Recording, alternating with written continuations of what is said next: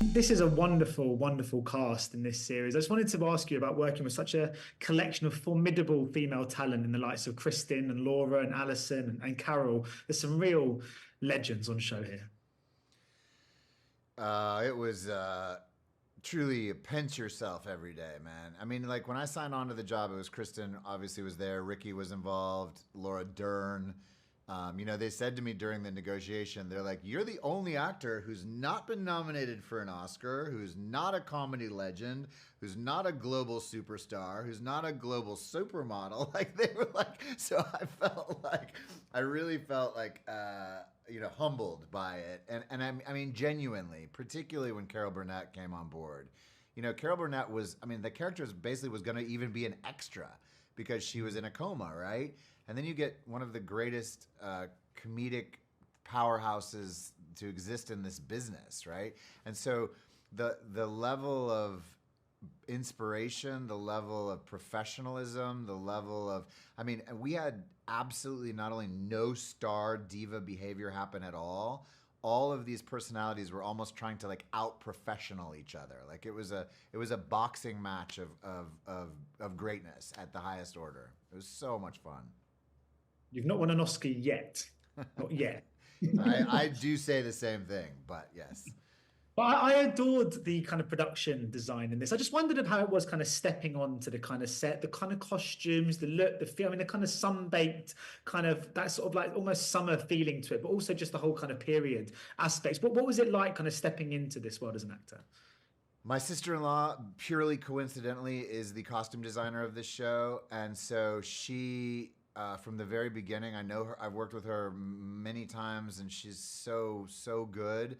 And part of it is that she's not just finding things that look like they're from the '60s.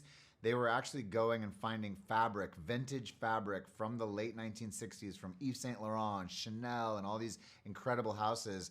And if they couldn't find the vintage piece that they actually wanted, they would then build it out of the fabric that they had. And so there was a level of authenticity there, but also you could feel it in the material, right? But even down to like the production design that was around us.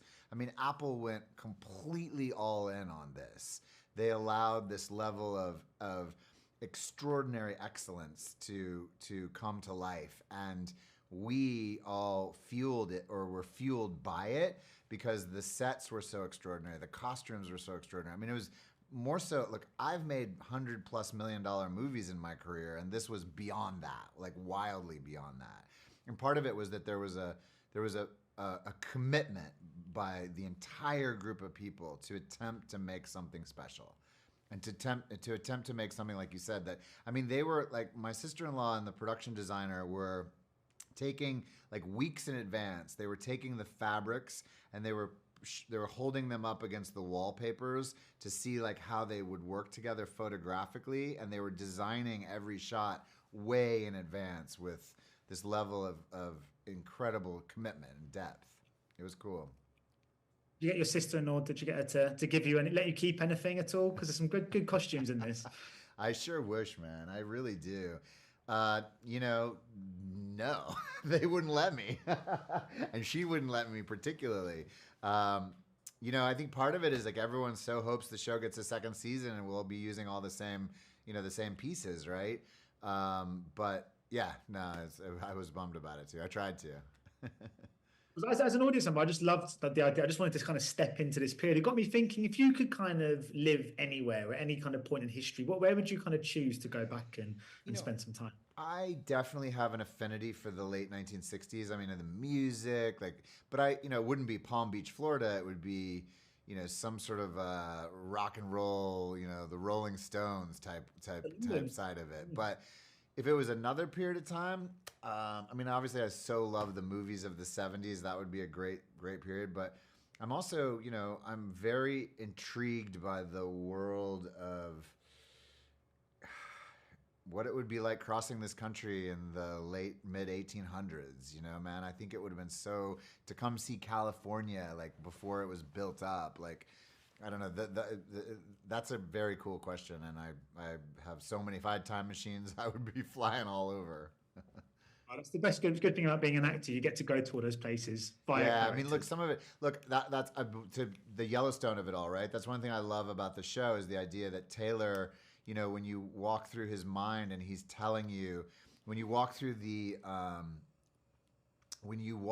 ranch, the Yellowstone Ranch, he can tell you, oh, this is the graveyard from the 1800s, and it all comes from real things within his life, right?